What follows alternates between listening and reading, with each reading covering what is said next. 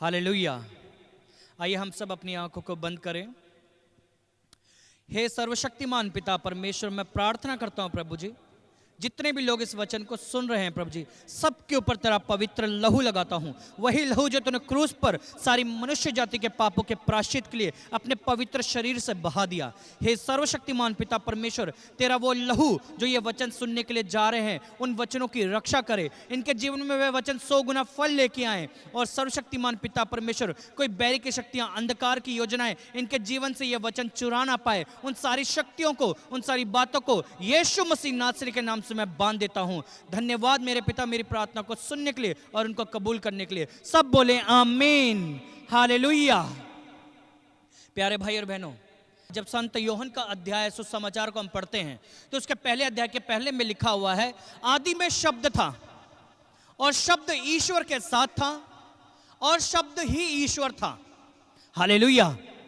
प्यारे भाई और बहनों, और शब्द, और जब हम उत्पत्ति के अध्याय को पढ़ें, उत्पत्ति ग्रंथ को पढ़ें, उसके पहले अध्याय को पढ़ें तो उसमें लिखा 1 से लेकर 3 के बीच में कि पृथ्वी सुनसान और बेडौल पड़ी थी, अतः गर्त के ऊपर अंधकार छाया हुआ था और प्रभु का आत्मा समुद्र के ऊपर विचरता था। और प्रभु ने कहा प्रकाश हो जाए। एक शब्द कहा, अपने मुंह से एक वचन को निकाला कि प्रकाश हो जाए, और वहां पर प्रकाश हो गया। सब जगह पे उजाला हो गया, सब जगह एकदम उजली हो गई और वह बहुत सुंदर लगने लगी। हालेलुया। ये सब कुछ सिर्फ एक शब्द के साथ हुआ, एक शब्द मात्र से, ईश्वर के मुंह से निकले हुए एक एक वचन के द्वारा सारी पृथ्वी, सारी सृष्टि की रचना की गई। हालेलुया। ऐसा बाइबल हमें बताती है। प्रभु के लोगों, वचन में लिखा है कि वचन जहां होता है वहां पे आजादी होती है, वहां पे स्वतंत्रता होती है, वहां पे सामर्थ्य और शक्ति का प्रदर्शन होता है, वहां पे चिन्ह और चमत्कार होता है। हालेलुया। प्रभु के लोगों, मेरे प्यारे भाई बहनों, ये जब जहां पे भी वचन होगा वहां पे सामर्थ होगा, चिन्ह और चमत्कार होगा, वहां पे शक्ति होगी, ऐसा वचन हमको बताता है। क्योंकि जहां वचन है वहां पे ईश्वर है, और जहां ईश्वर है वहां वचन है, और जहां वचन है वहां पे जीवित और सामर्थ, शक्ति, पावन आत्मा और सामर्थ और शक्ति, आशीषें, सब कुछ वहां पर मौजूद है। हालेलुया।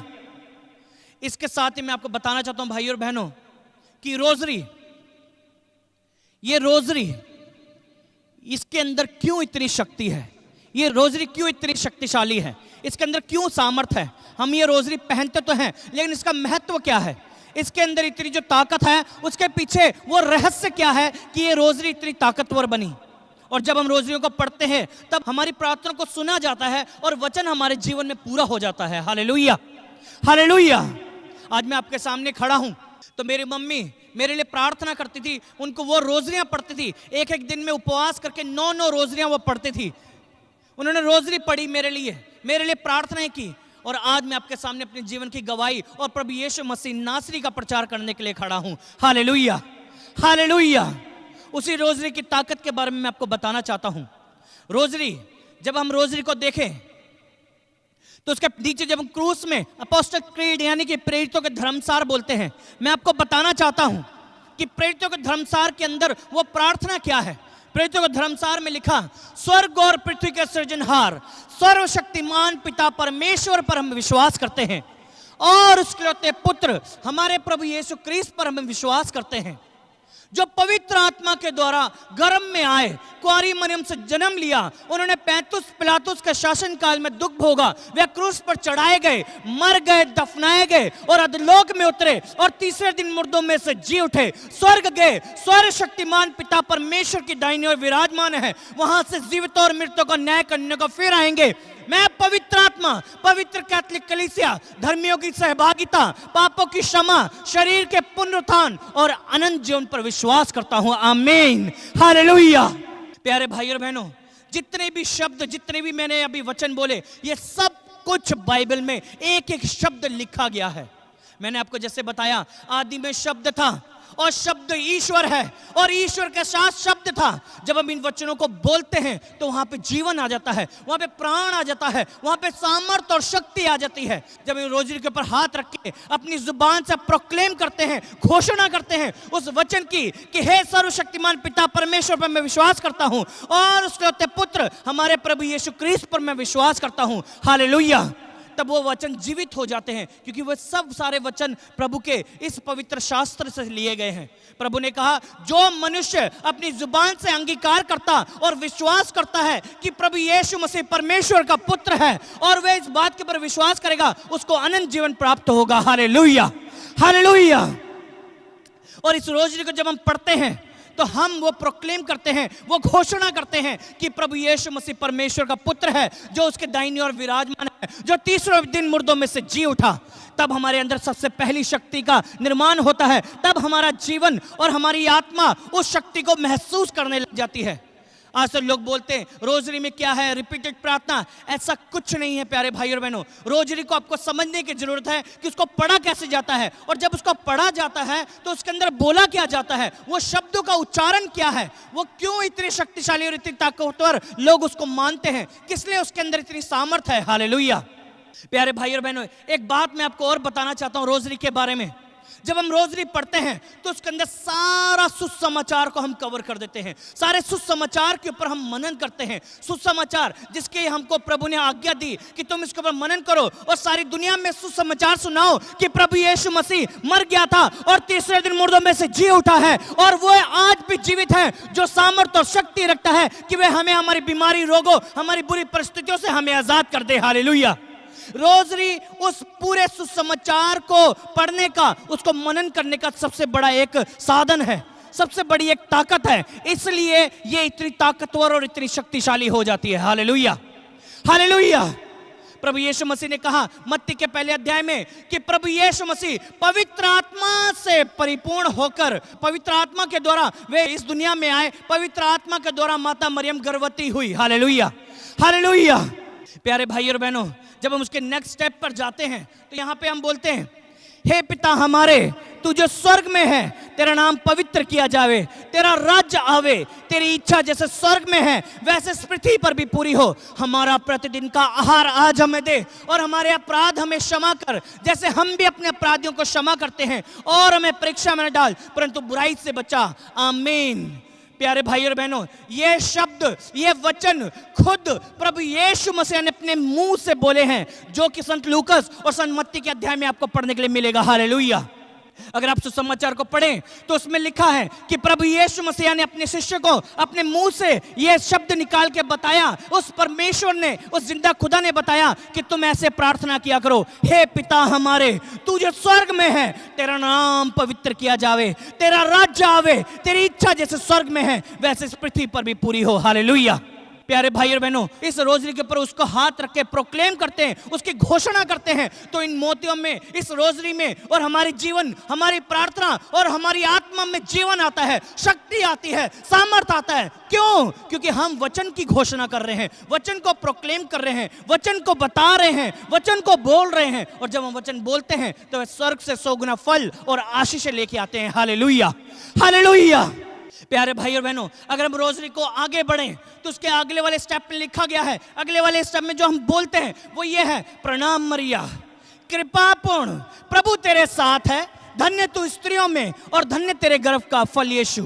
प्यारे भाई और बहनों, अगर हम इसको भी देखें, जब संत लूकस के पहले अध्याय में जब हम पढ़ें तो उसमें लिखा कि स्वर्गदूत माता मरियम के पास आता है और इसको आके कहता है, प्रणाम मरिया, धन्य है तू कृपा पात्र है, धन्य है क्योंकि तू कृपा पात्र है उस पवित्र ईश्वर की, जिसने तुझे पवित्र ठहराया, और ईश्वर का जन्म तेरे कोख में लिया जाएगा। हालेलुया।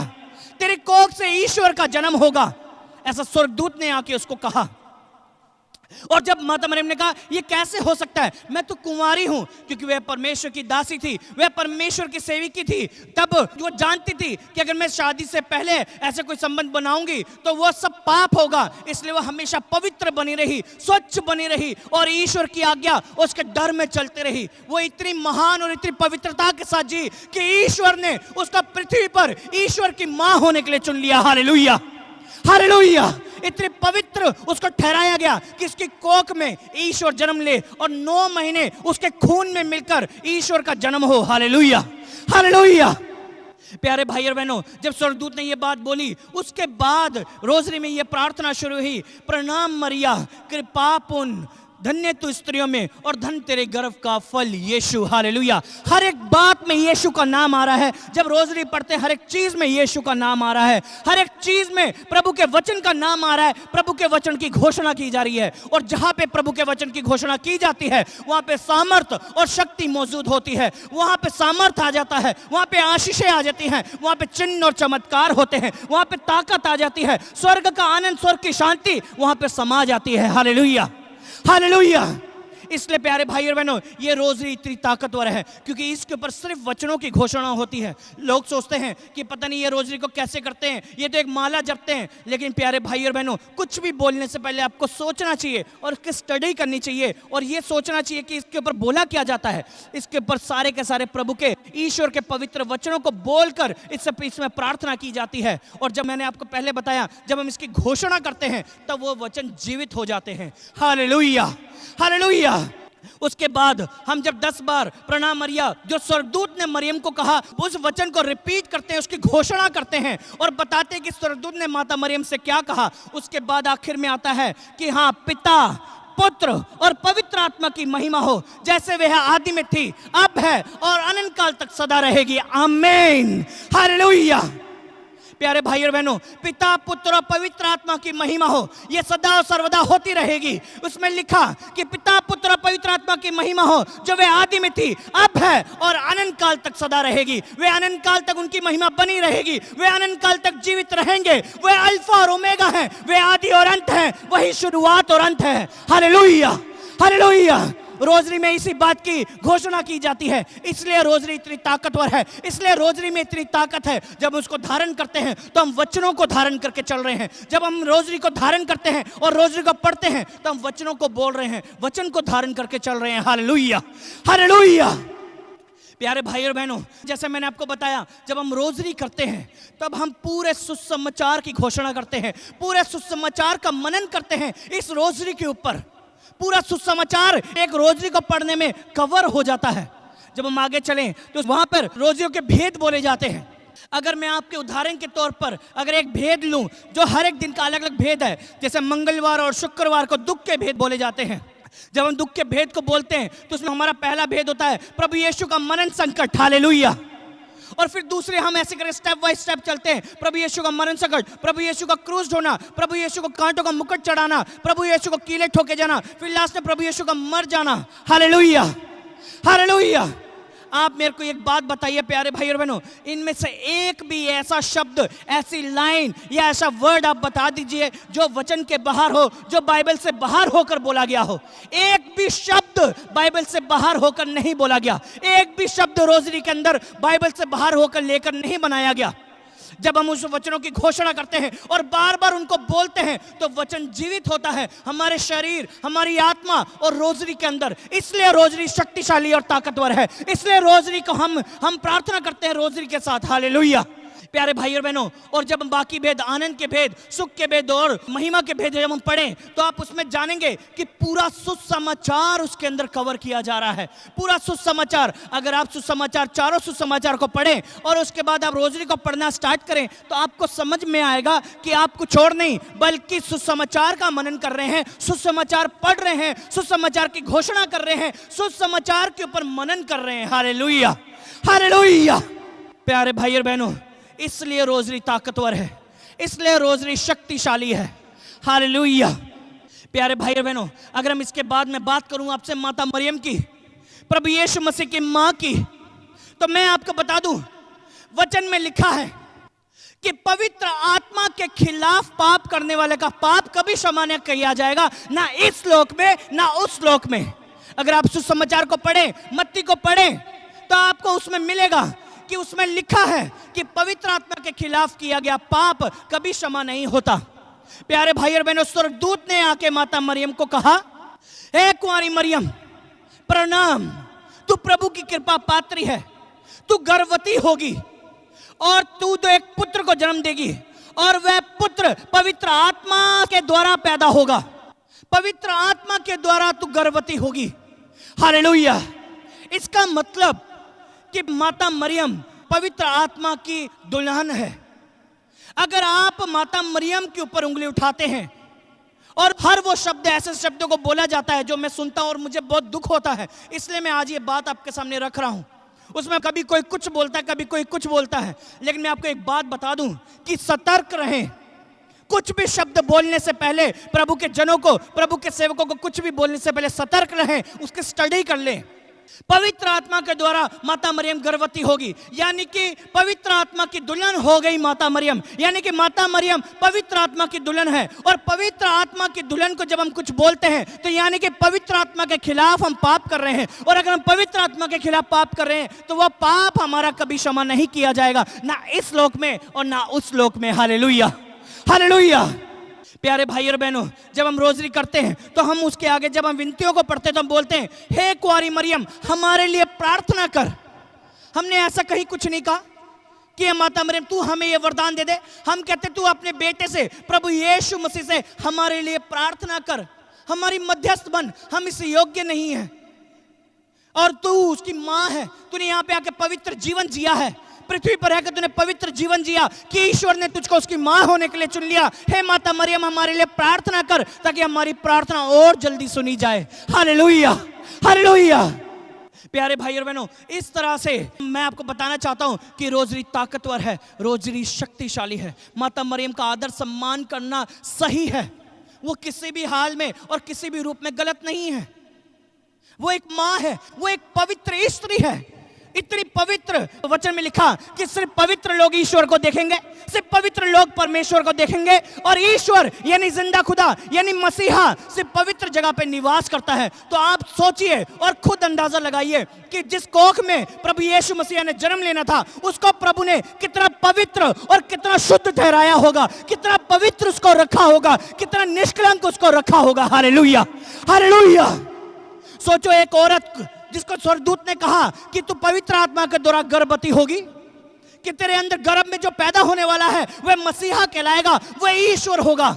एक औरत जब वो जान गई, एक मरियम जब वो जान गई कि मेरे कोख में ईश्वर है, तो आप उस बात का अंदाजा लगाएं कि वो कितनी पवित्र होगी।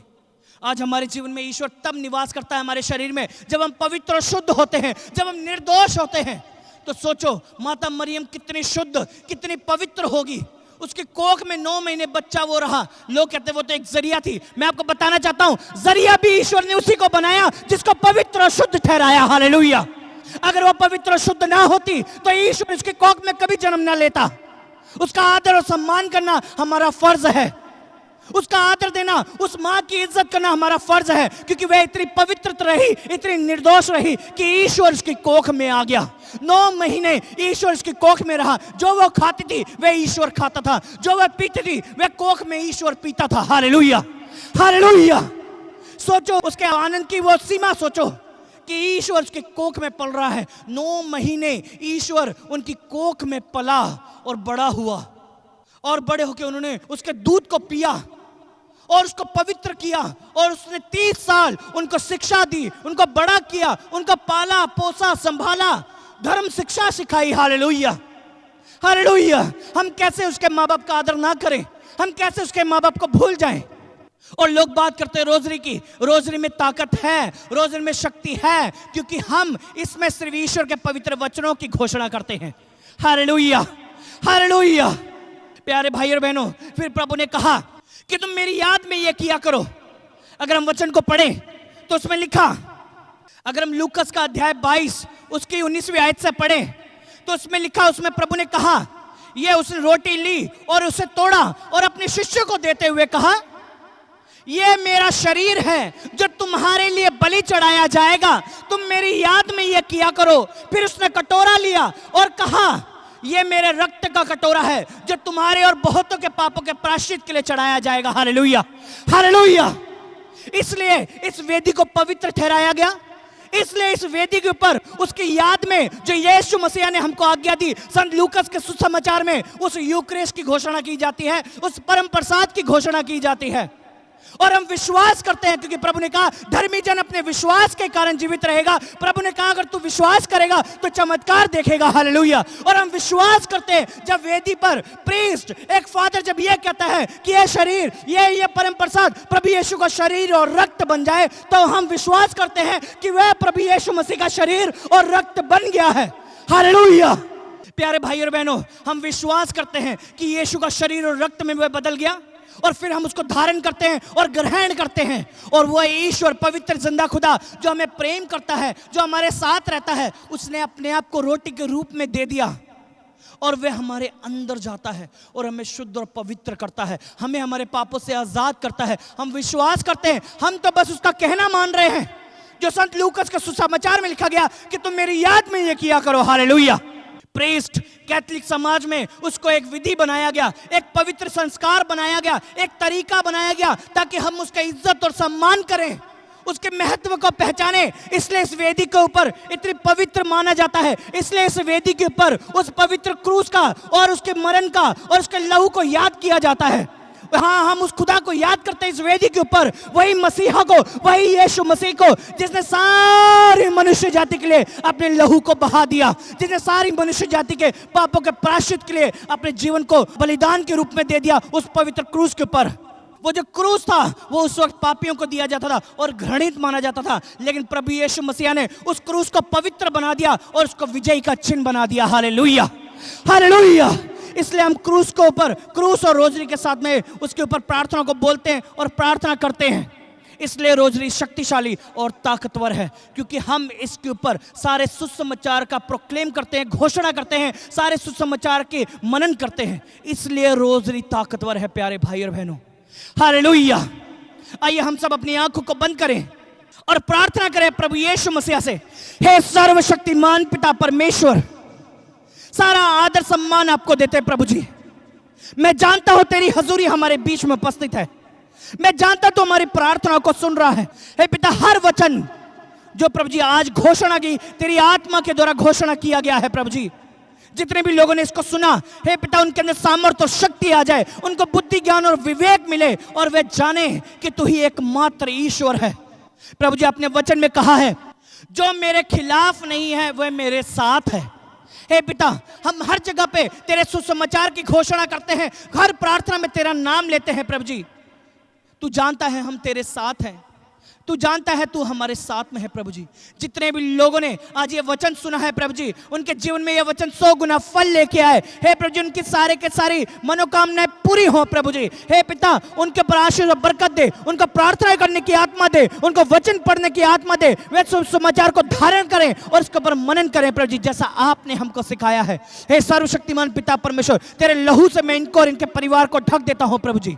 तेरी आशीष, तेरी बरकत इनके जीवन में सदा सर्वदा बनी रहे। स्वर्ग की शांति, स्वर्ग का आनंद इनके जीवन में ठहर जाए। सब बोले आमीन। हालेलुया।